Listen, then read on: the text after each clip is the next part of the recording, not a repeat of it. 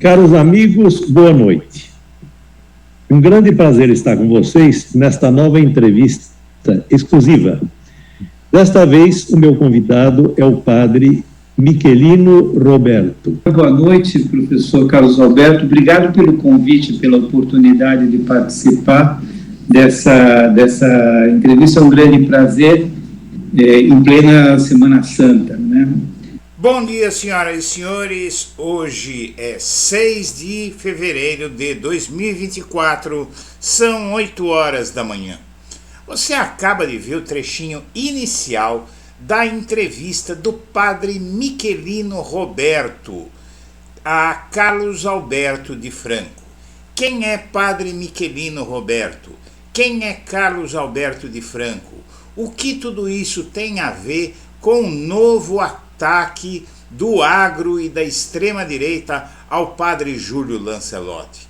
Antes de contar tudo isso para você, eu quero pedir que você, se não está inscrito no blog da cidadania, que se inscreva, curta e compartilhe os nossos vídeos, acione o sininho das notificações, que assim você nos ajuda a fazer o nosso trabalho. E vamos ao vídeo. Padre Michelino Roberto é encarregado da comunicação da Arquidiocese de São Paulo e nessa entrevista ele é entrevistado, obviamente, pelo Carlos Alberto de Franco.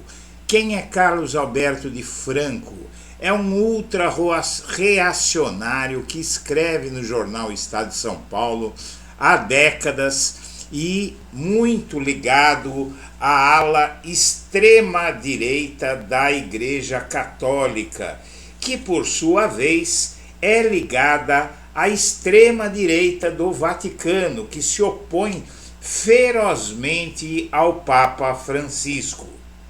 Eu trago esses fatos a você justamente no momento que há uma reação da extrema-direita para enredar o padre Júlio Lancelotti após uma perícia falsa sobre uma história antiga que tentam assacar contra o padre Júlio há muito tempo, há mais de 10 anos que o padre Júlio vem sendo alvo desses ataques que tentam ligá-lo à pedofilia, tentam ligá-lo a crimes dolorosos de se ver sendo assacados contra o padre Júlio, porque é um homem que devotou a sua vida para ajudar os mais pobres. Eu já dei muitas vezes meu testemunho aqui sobre quanto o padre Júlio me ajudou. Conheço o padre Júlio Lancelotti há 30 anos. E aqui eu faço essa denúncia. O agronegócio, a extrema-direita, ultraconservadora católica, com ramificações internacionais, arquitetou um plano para desmoralizar o padre Júlio, porque ele é um padre que também tem ligações políticas com a esquerda, sobretudo com o presidente Lula. E esse vereador agora, ele conseguiu uma reviravolta na Arquidiocese de São Paulo, e a tal Revista Oeste, a revista do agronegócio, passou, que foi quem iniciou o ataque ao padre Júlio, voltou à carga. Autor do pedido de CPI que mira o padre Júlio Lancelotti na Câmara Municipal de São Paulo, o vereador Rubinho Nunes, do União Brasil, vai enviar um pedido formal de afastamento do pároco à Arquidiocese de São Paulo. A motivação do vereador é a reviravolta que aconteceu ontem, quando a Arquidiocese afirmou em nota que tomou conhecimento de um suposto novo fato de abuso sexual e de laudos periciais com resultados contraditórios envolvendo o padre Júlio. Muito bem, vamos ver o que diz o padre Júlio. O padre Júlio diz o seguinte, que nova investigação da Arquidiocese trará a verdade, sempre com muita tranquilidade, sem alterar a voz, não é?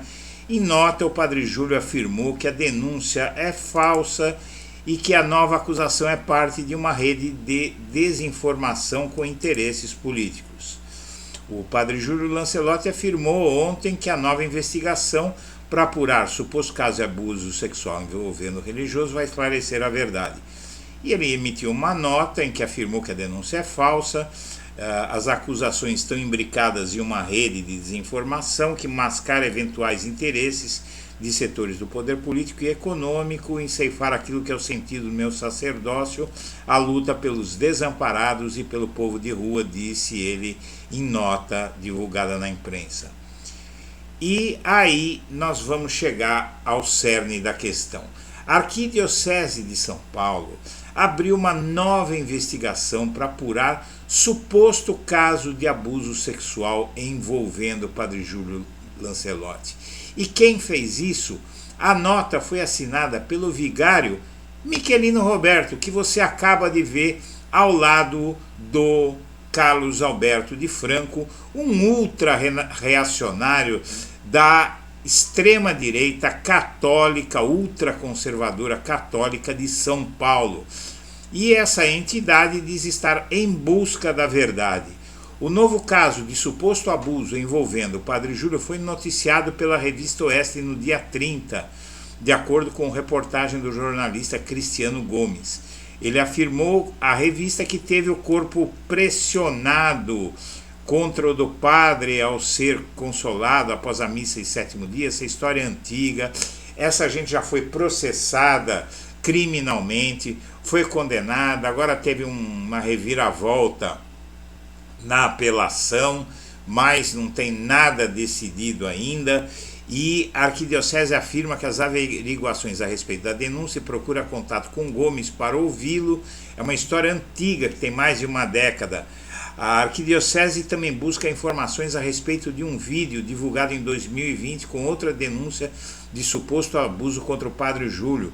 Na ocasião, há 4 anos, o Ministério Público de São Paulo foi contra a instauração de ação penal e a Justiça determinou o arquivamento de inquérito contra o padre Júlio, mesma medida adotada pela Arquidiocese e comunicada ao Vaticano na época. Mas aí é que está. Quem é esse padre Miquelino?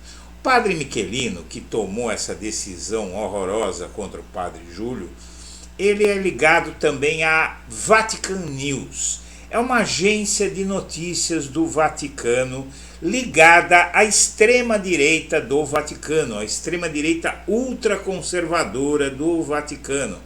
Vocês vão se lembrar do Vatican News em uma reportagem que andou circulando por aí na década passada, na verdade na década passada não, até 2018, quando um portador de um terço, no ano que o Lula foi preso, o Papa enviou um terço ao Lula, e aí essa Vatican News desmentiu, diz que o Papa Francisco não enviou o terço a Lula, e no fim das contas ficou confirmado que o Papa realmente entregou o terço ao presidente Lula quando ele estava preso, e depois o Papa enviou uma carta ao presidente Lula pedindo para ele ter força, que tudo iria dar certo.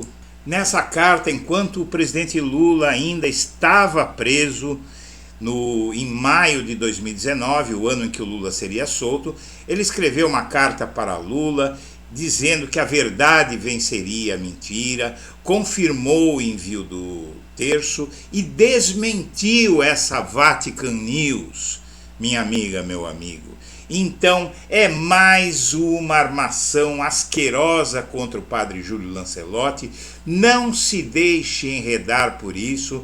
Essa história aí da Arquidiocese de São Paulo está sendo movida pela ala de ultradireita da Igreja Católica e é preciso uma reação.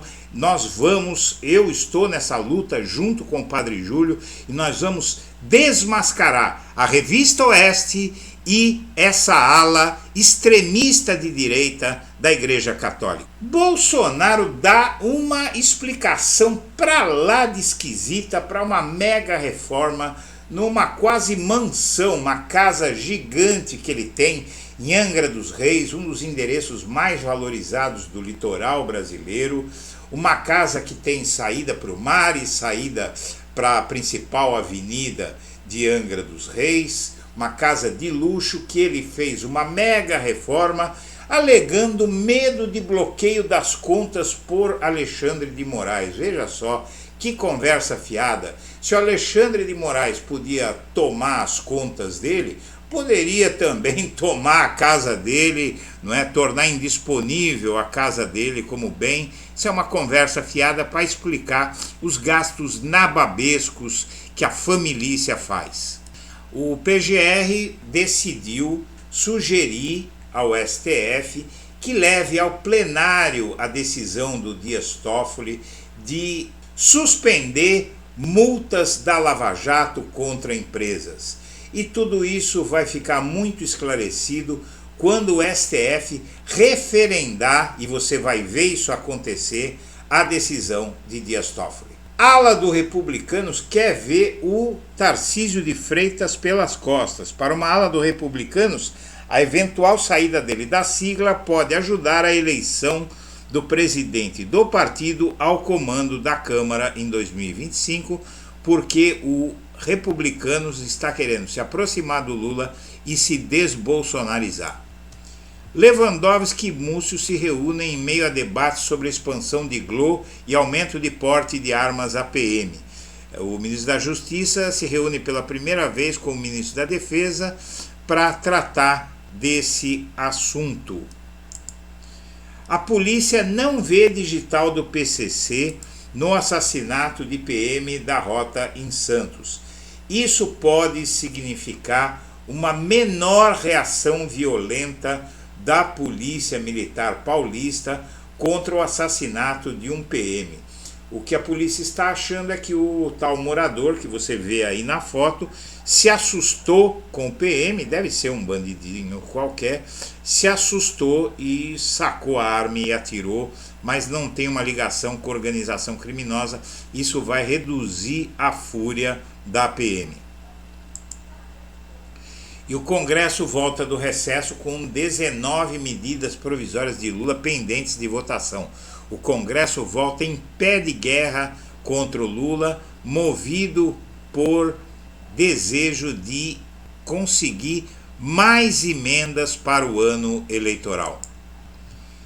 E o Alckmin está numa saia justa aí, porque o PSB o pressiona a dar apoio total ao partido nas eleições desse ano, e o Alckmin é muito próximo ao Lula, então o Alckmin está numa saia justa. Vamos ver como ele vai sair dessa.